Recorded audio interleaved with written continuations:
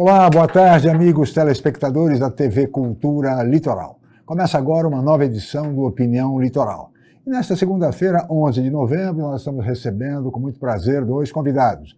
O coronel reformado da Polícia Militar do Estado de São Paulo, ex-secretário de Segurança da Prefeitura Municipal de Santos, Sérgio Delbel.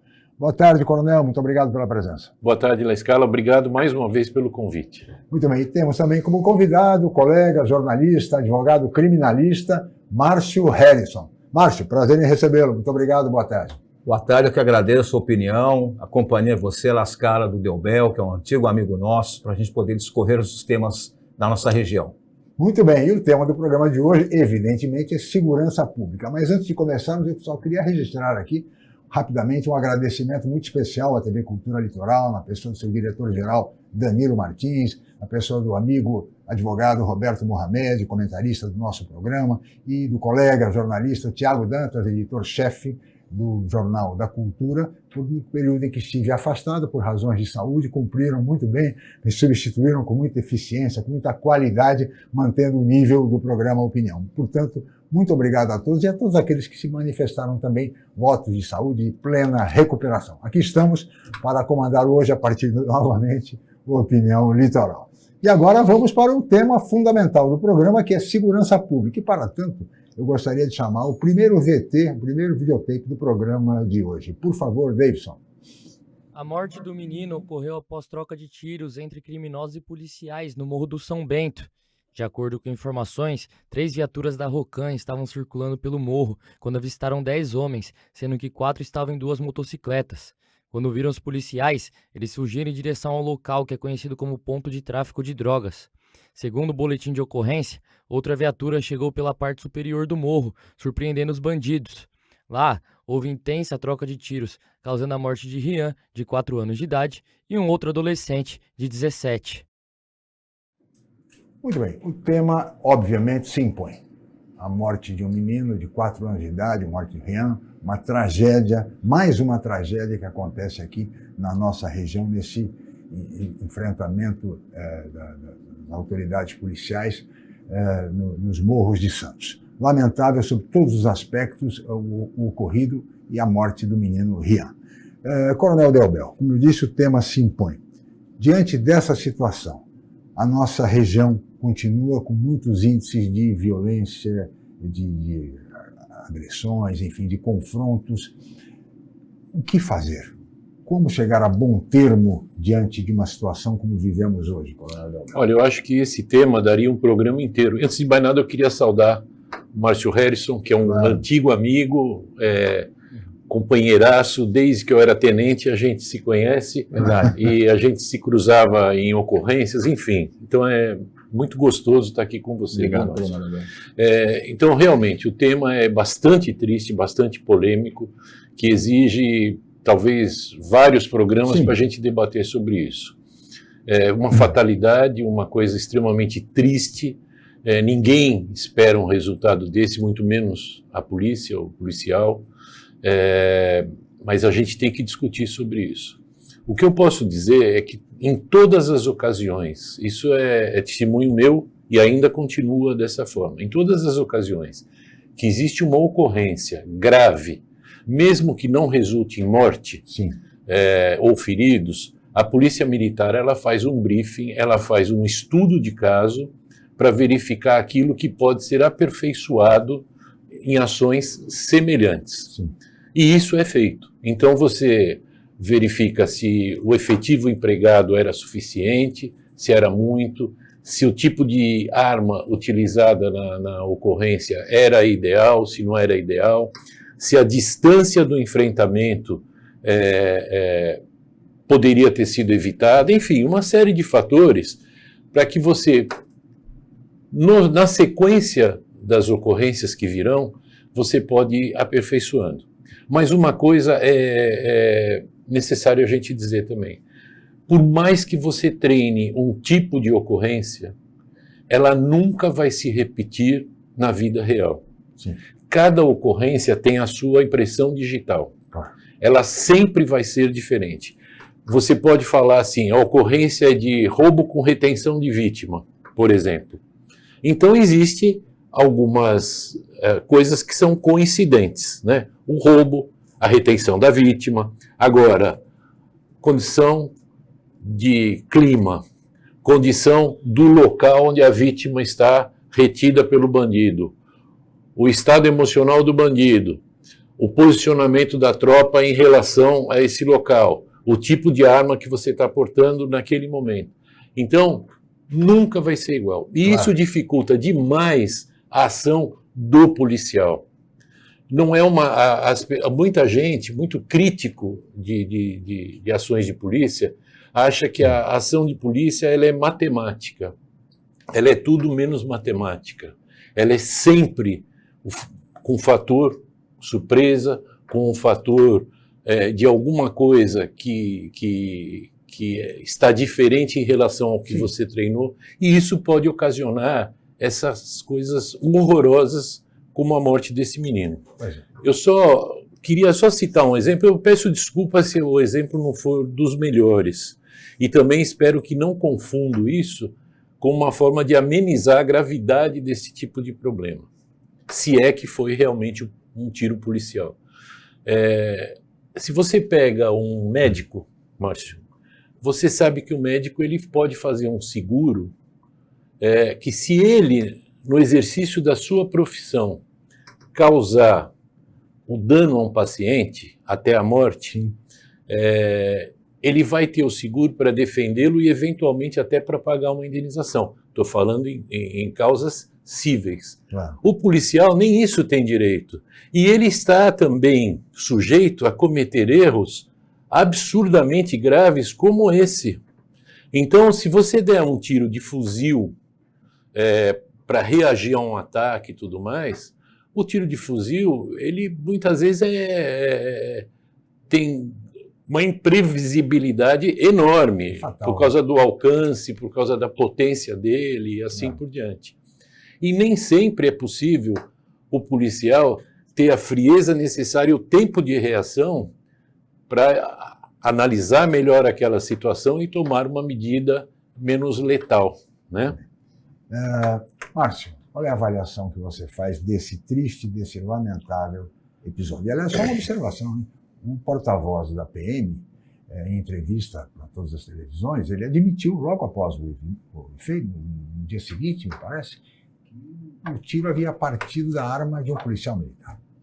A gente lamenta profundamente, né, Lascara? Quero aqui registrar aí a minha consideração, meu respeito pelo Coronel Delbel, que foi um dos comandantes do Comando de Policiamento de Área que mais investiu no policiamento da nossa Baixada Santista, quando comandante de companhia, de batalhão, de CPA, como comandante da Guarda Municipal de Santos, incrementou a Guarda, preparou e armou a Guarda Municipal de Santos, e agora com o advento da Lei 13.022.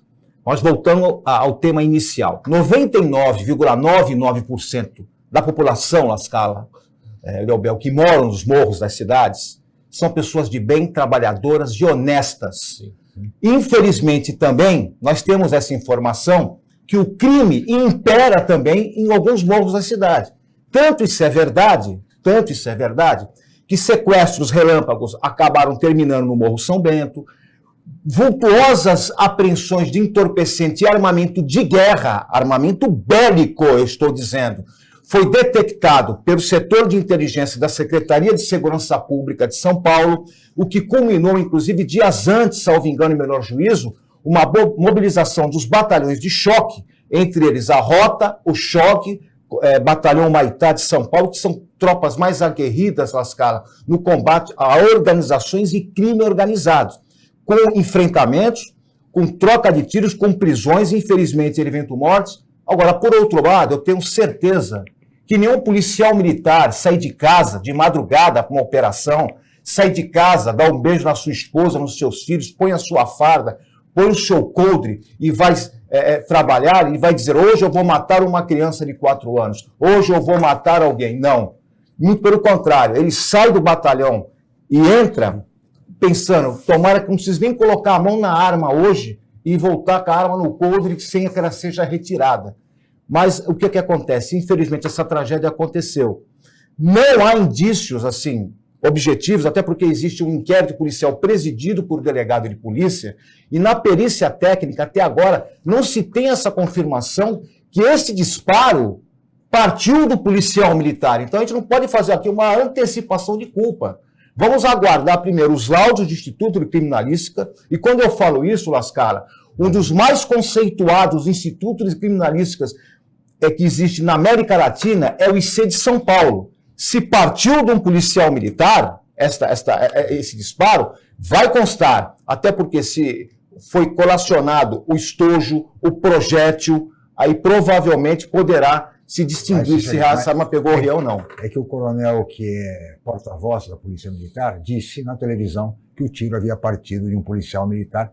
Disse isso claramente, sem deixar isso nenhuma foi fato, dúvida. Isso foi fato. Agora, baseado em quê? Existe a perícia técnica. A perícia ela demora 30 dias para sair. Nós tivemos um caso recentemente no Rio de Janeiro, onde um policial militar ele foi acusado de ter matado uma criança. E agora ele foi inocentado pelo tribunal do júri. Sim. Ele foi inocentado. Então, quer dizer, lá atrás, também se falou, olha, foi o policial militar que atirou, foi o policial que atirou. Toda a documentação foi feita, porque o policial ele responde a 3 processos, civil, criminal e administrativo. É submetido a um conselho disciplinar. Então, olha só, hoje foi comprovado que esse policial militar não efetuou esse disparo. Pois é, isso realmente... Eu queria deixar aqui, Coronel Delbel e Márcio, uma colocação para que vocês respondessem no próximo bloco, que nós vamos ter que chamar um intervalo daqui a pouco. Que é o seguinte, Coronel, na recente Operação Verão, aqui na Baixada Santista, a cidade de Santos foi considerada pela mídia nacional apontada como a cidade mais violenta do estado de São Paulo. O senhor lembra disso, o Márcio também lembra disso. Isso rodou em todos os grandes jornais, noticiários nacionais, essa avaliação. Santos, a cidade mais violenta do estado de São Paulo. Eu gostaria de saber dos senhores o seguinte, a avaliação dos senhores. A nossa cidade continua sendo a mais violenta do estado? Deixou esse título de lado? Enfim, com esses recentes episódios agora de mais troca de tiros, de confronto e de mortes lamentáveis, como a do menino Rian, de 4 anos de idade, como nós vimos agora no VT que foi apresentado aqui pelo programa. Mas eu gostaria que vocês avaliassem no próximo bloco. Nós vamos para um rápido intervalo e voltaremos em seguida com Opinião Litoral. Até já.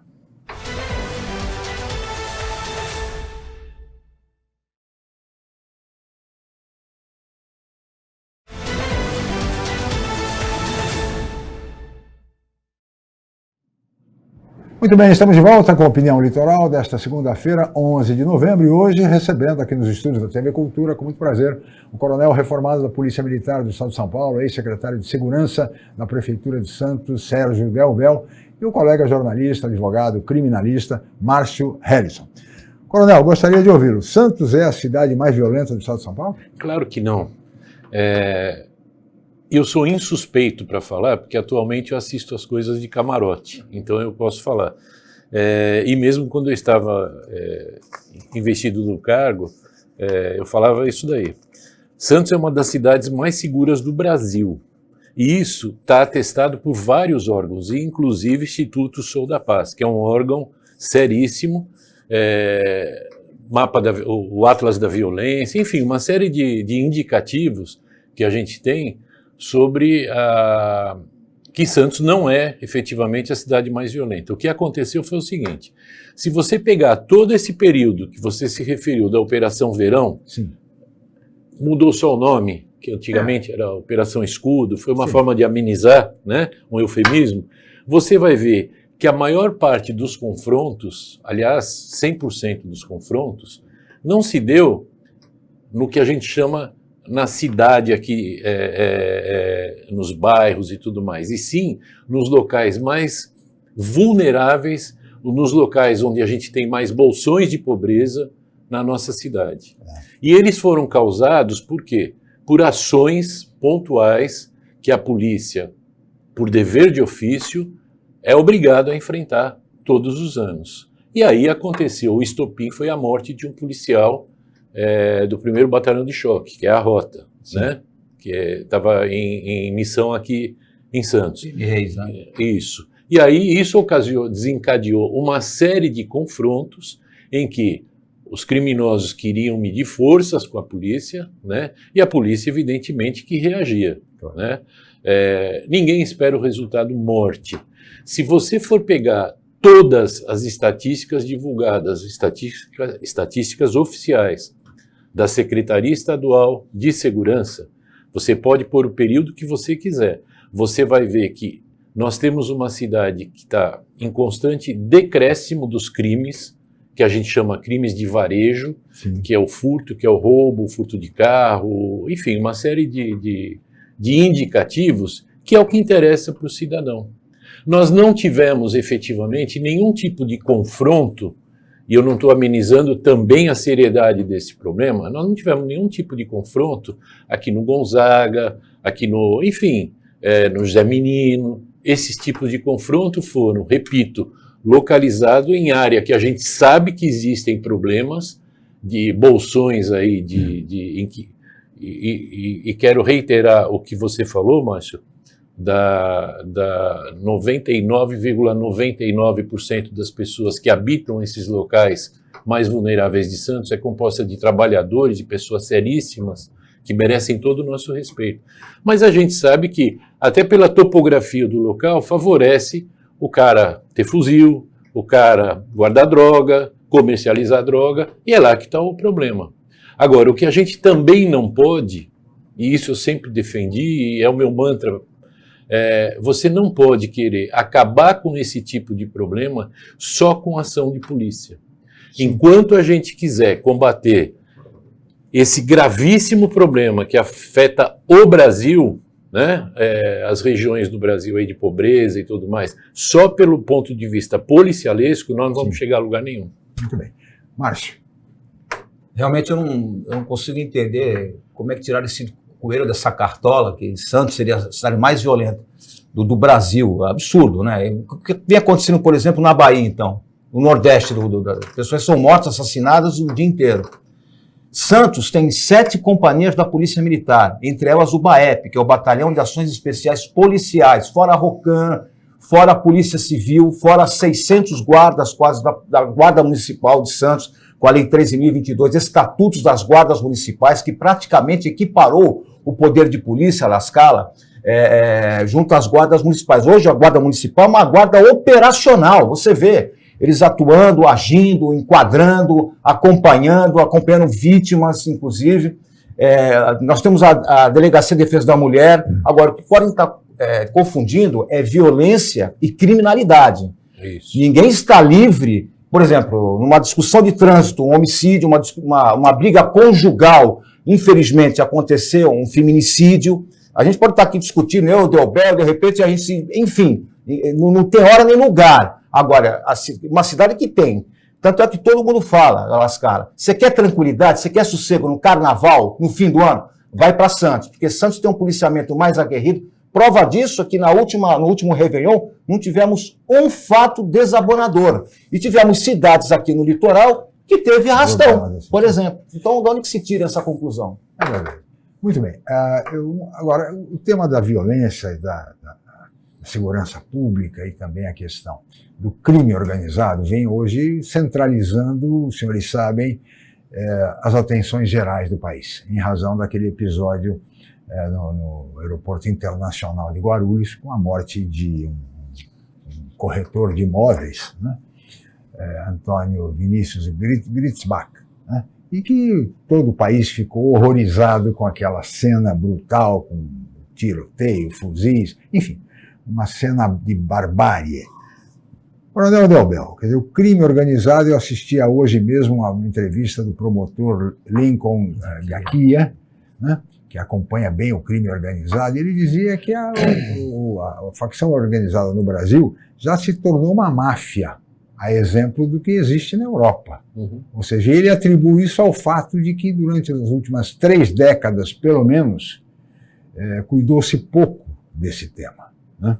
Isso me faz lembrar, inclusive, coronel, uma declaração do antigo presidente da Colômbia, Álvaro Uribe, quando conversando com o presidente Fernando Henrique Cardoso, isso há 30 anos, o Uribe dizia ao presidente Cardoso, dizia: presidente, eu temo que o Brasil se torne uma imensa e incontrolável Colômbia, disse o então presidente colombiano Álvaro Uribe ao presidente Fernando Henrique Cardoso. Isso faz 30 anos, coronel.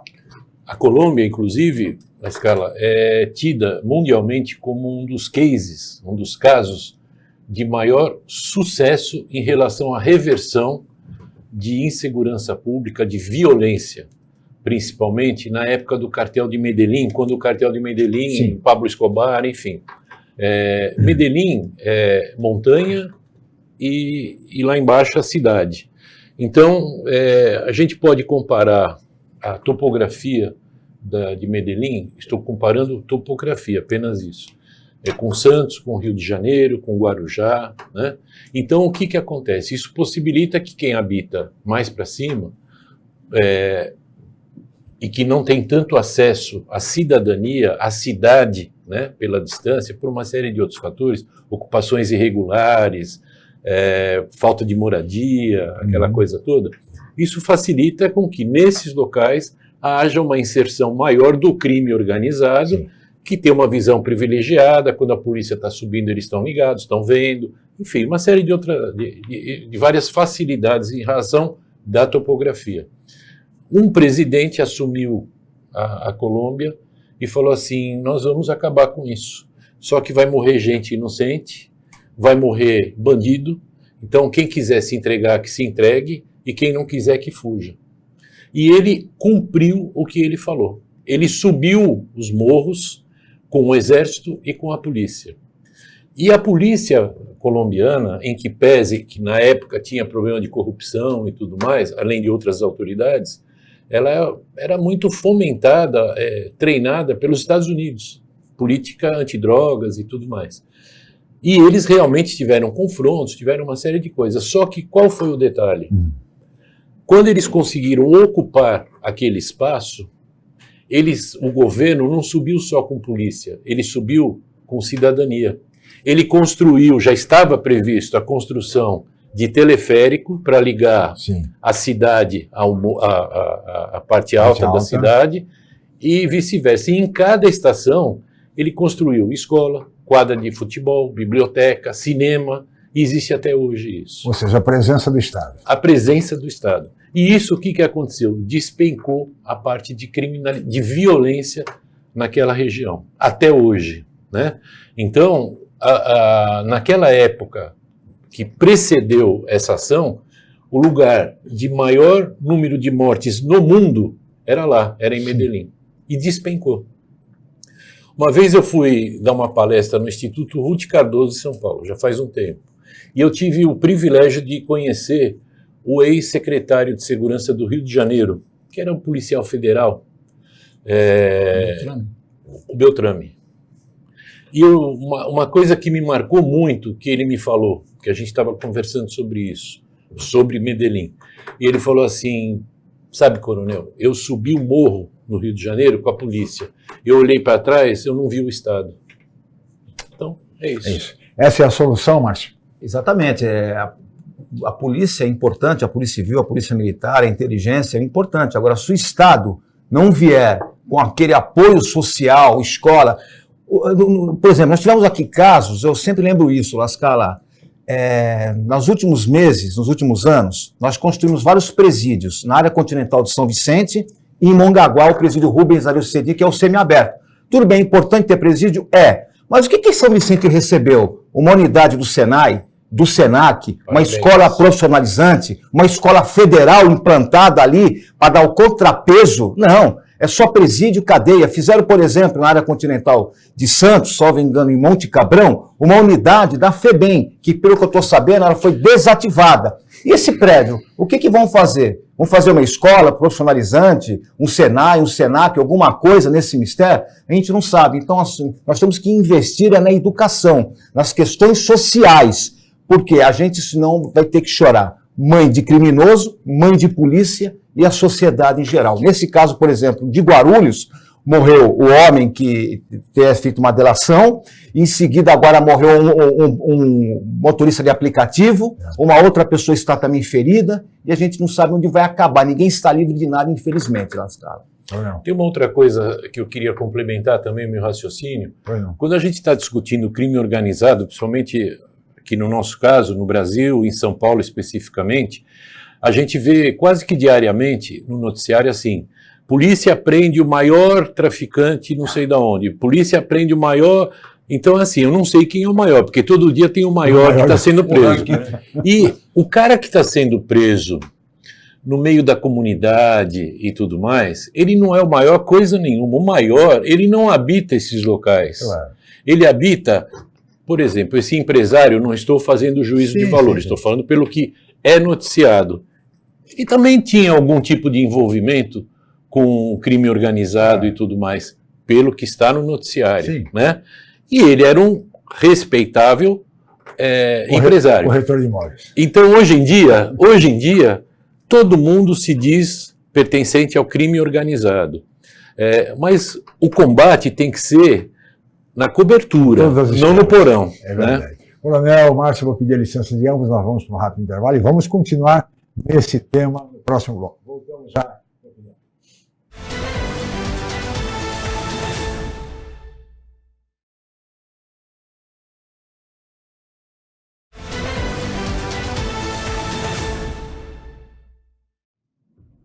De volta com Opinião Litoral, pela TV Cultura Litoral, e hoje, 11 de novembro, segunda-feira, recebendo com muito prazer o coronel reformado da Polícia Militar do Estado de São Paulo, Sérgio Delbel, e o colega jornalista, advogado criminalista Márcio Harrison, discutindo, é claro, segurança pública. Eu queria chamar agora o segundo VT do programa, que trata exatamente daquela execução bárbara do Aeroporto Internacional de Guarulhos. Vamos ver.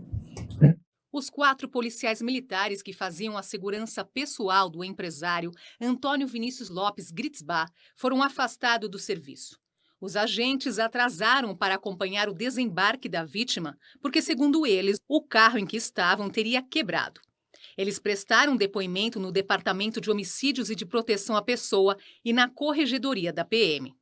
Os celulares dos policiais também foram apreendidos. O ataque ocorreu por volta das 4 horas da tarde, Terminal 2 do aeroporto de Guarulhos.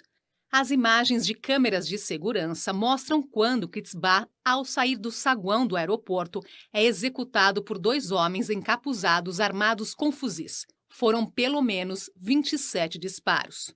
2 motoristas de aplicativo e uma mulher que estava na calçada do terminal também ficaram feridos. Os criminosos partiram dentro deste veículo preto.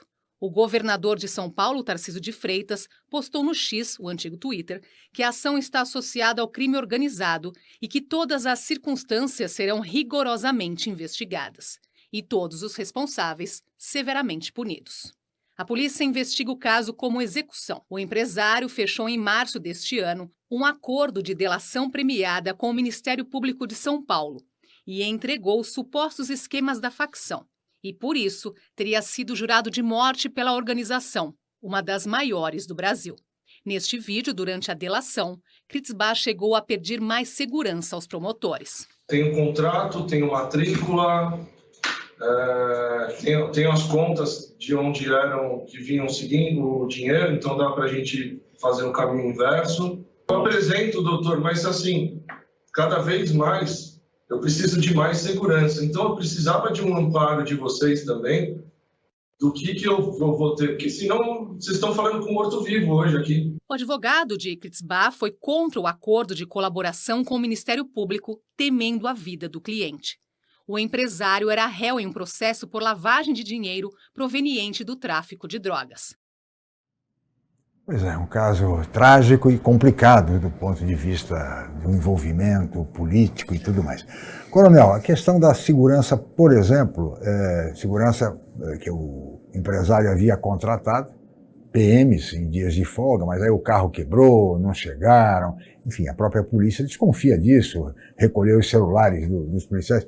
Quer dizer, é um caso extremamente difícil e complexo, não, Coronel? Se você for fazer assim uma regressão em relação a vários crimes assim hediondos, vamos dizer assim, vamos chamar esses que causam uma comoção, uma publicidade maior, você vai ver que são os mais fáceis de serem resolvidos.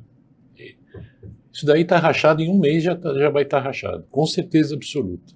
O que você mesmo já falou, e a gente tem visto na imprensa, o estranhamento do pessoal que está investigando em relação à atitude da escolta e A, B e C, e aprenderam, inclusive, os celulares. Então, não tenho a menor dúvida que isso vai já deixou um monte de rastro, e o pessoal da Polícia Civil tem experiência, tem expertise de sobra para rachar esse caso facilmente. Agora, repito, nenhum criminoso começa grande. Nenhum criminoso começa grande. Então eu estou falando de Brasil, né? O Marcola, pelo que dizem, pelo que conta a história, ele começou como batedor de carteira, né?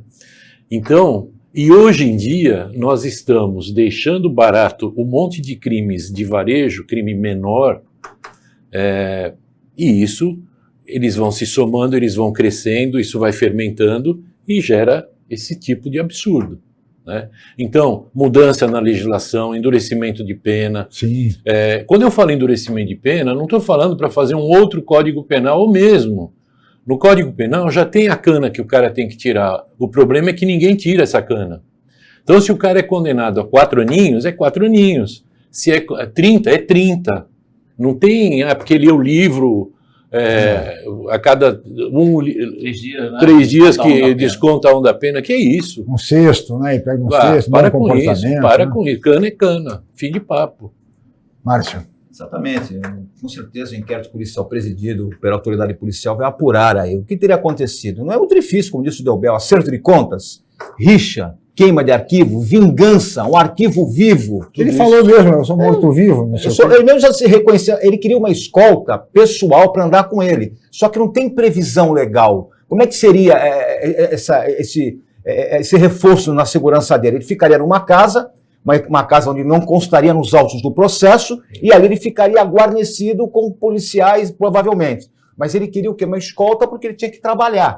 Só que, veja bem, quando você faz uma delação no âmbito criminal, La Scala, Coronel Delbel, é muito diferente de uma delação na seara civil. Vai ter revés. Ele deve ter indicado, declinado o nome de A, B, C, D, E, talvez agentes públicos, talvez facções criminosas, rivais. Ele falou o caminho do dinheiro. O caminho do dinheiro, tudo. E aí até um revés. Tanto é que ele não chegou nem a pegar o voo. Nem deu tempo. Agora, realmente, a escolta, a maior parte da escolta fica no carro que está quebrado. Não acompanha ele, não pegava um Uber, um segundo carro, ligar para um colega, vamos dar um apoio aqui, porque vai só o filho e o empresário no carro. Tudo isso, tenho certeza que o inquérito policial presidido pelos delegados do DEI, que é o Departamento Estadual de Investigações Criminais, não vai ter muita dificuldade mesmo em relatar esse inquérito. Agora, tudo isso deriva, evidentemente, do narcotráfico, do drogas, do contrabando de armas. Aliás, um querido amigo, o cientista político Luiz Azevedo, ele defendia muito a tese, isso já há muito tempo, de que o Brasil, os inimigos modernos da pátria seriam o contrabando de armas e o tráfico de drogas. E que o Brasil nem produz armas e nem drogas. Portanto, tudo entra pelas fronteiras. O Luiz defendia com muita propriedade, aliás, que as fronteiras fossem vigiadas, fiscalizadas pelas Forças Armadas, porque é uma questão de segurança nacional.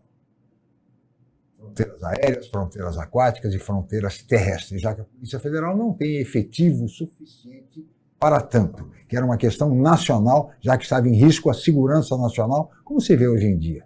No entanto, nada se fez nesse sentido, Coronel. O senhor acha que esse é o caminho, por exemplo, das Forças Armadas realmente cuidarem das nossas fronteiras? Evidentemente que sim. O Brasil é dimensões continentais. Sim. Só a nossa fronteira lá para cima, norte, nordeste, Amazônia e tudo mais, com países que certamente, que a gente sabe, que são produtores de drogas, elas não são vigiadas. Não adianta se colocar lá uma guarnição do Exército. Uma guarnição, o que é? 30 caras em regime de plantão e tudo mais, com uma extensão que a gente tem, com vegetação, com problemas lacustres, os rios e tudo. Eles têm que fazer isso. É evidente que tem que começar por isso daí. Para dificultar, a gente tem que... Qual a dificuldade que a gente está criando em relação a isso? Hoje em dia, a gente facilita por meio das leis, cada vez mais amenas, né? Existe um combate de parte da sociedade cada vez maior em relação às ações de polícia, uma desmoralização das ações de polícia e também das Forças Armadas, causada aí por problema de direita e esquerda, e que eu não quero entrar nisso daí, né? Então, recorrer a quem? Se a gente não fortalecer a ação de polícia, e quando eu falo de polícia, é polícia também, Exército, Marinha, Aeronáutica, para tomar conta das nossas fronteiras. Só as polícias estaduais não dão conta disso, e a Polícia Federal, em que pese ser excepcional, ela é pequena em relação ao efetivo. Claro. Né? Forças Armadas resistem a essa tese, Márcio? Não sei muito se o pessoal do Verde Oliva quer se enfiar nessa situação. Porque olha só, Lascala, o Brasil não pega um pé de papoula, que é heroína, não pega um pé de cocaína, que faz a cocaína. E o Brasil é um dos maiores consumidores de cocaína do mundo, seja pelo crack, que é o subproduto da droga, e nós tivemos agora a questão do Porto de Santos, há muitas e muitas décadas, está interligado à margem esquerda, à margem direita, nas vultuosas apreensões. Semana passada, só semana passada, tá? Foram mais de 600 quilos de cocaína que foram apreendidos. Eles inventaram agora a figura do Aquaman. O que vem a ser o Aquaman?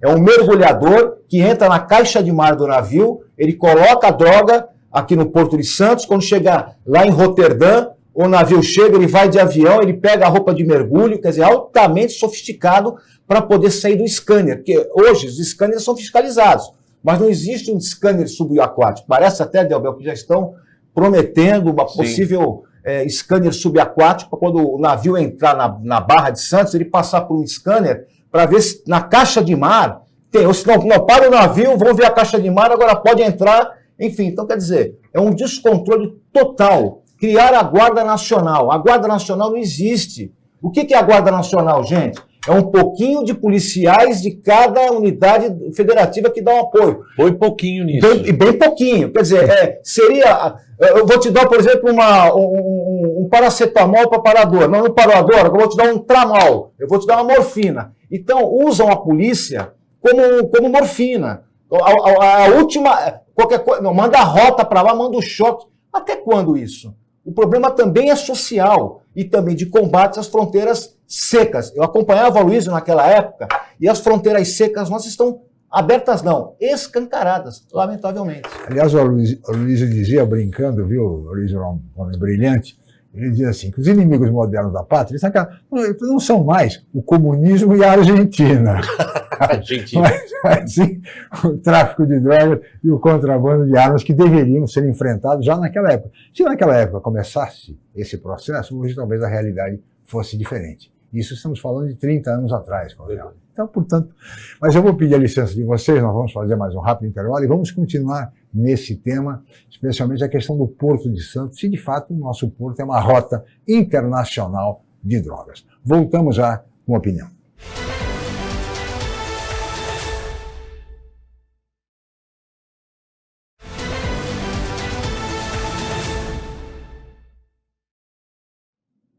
Muito bem, estamos de volta com a opinião e vamos agora para o último bloco do programa. Passa bem rápido.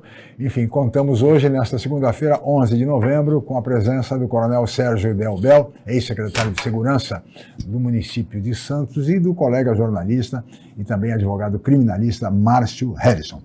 Bem, senhores, continuando no tema da segurança, o Porto de Santos é uma rota internacional de tráfico, Coronel? Olha, é uma área federal, né, está sujeito aí à vigilância da Receita, da Polícia Federal. Pelo que a gente sabe, sim. Começou de uma forma modesta, né, e hoje em dia já faz parte das principais rotas do tráfico internacional, né?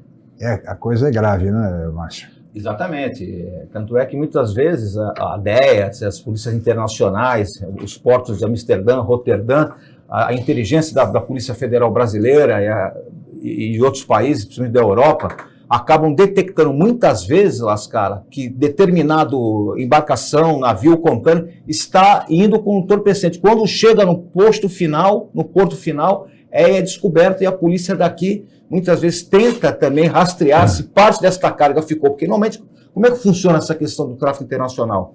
nós temos os continentes pelo mundo. Então, o container, o navio, em especial o container, ele fica passeando pelos continentes. Tem aquelas rotas, como disse o Delbel, que já são rasgadas, que é de tráfego internacional. Então, para não perder a carga toda, muitas vezes esse container ele fica passeando por um continente, entra no outro, entra numa outra caminhada. Para quê? Para que sai fora da bandeira vermelha da Receita Federal. Mas as apreensões constantes, como eu disse no bloco anterior, não param.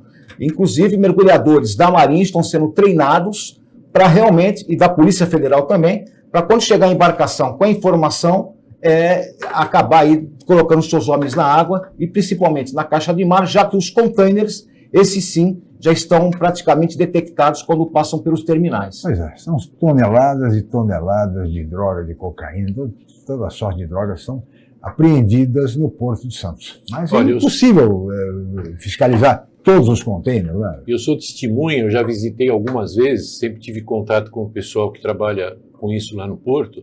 Eles fazem um serviço maravilhoso, hercúleo, né, com o que eles dispõem de equipamento em relação a scanner e tudo mais.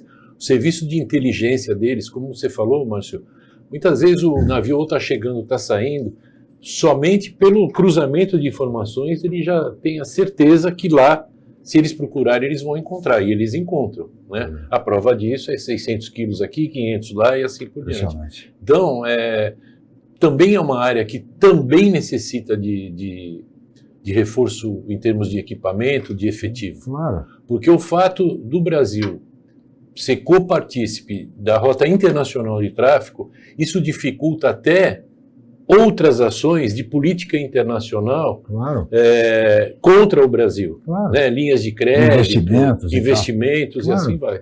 Não tenha dúvida. Muito bem, senhores. Um outro tema que também preocupa muito é a questão da violência contra mulheres. Nós temos um VT específico sobre isso. Por favor, Davidson. Quase todas as mulheres de baixa renda têm medo de andar a pé pelas ruas da cidade. Alguém pode te assaltar ou te assediar também. Isso aí é ruim. Já me tiraram o celular lá na minha casa, na porta da minha casa, no ponto de ônibus. Seja para ir ao trabalho, escola, faculdade, 7 a cada 10 mulheres precisam se deslocar a pé por 20 minutos ou mais todos os dias. Metade delas tem que sair de casa de noite ou de madrugada. Você é escuro, mais fácil para o roubo, para qualquer outra coisa que eles têm em mente em fazer, né? Os dados são de uma pesquisa do Instituto Locomotiva, que entrevistou mais de 2.700 mulheres das classes C, D e E, moradoras da capital paulista, da região metropolitana de São Paulo e da cidade do Rio de Janeiro. O espaço urbano é um ambiente hostil às mulheres, por isso é comum improvisar, como pedir a companhia de alguém. Até com uma amiga até me sinto não muito segura, a gente fica até com medo, né, mas... pior ainda sozinha. Deixar de caminhar nas ruas não é uma opção.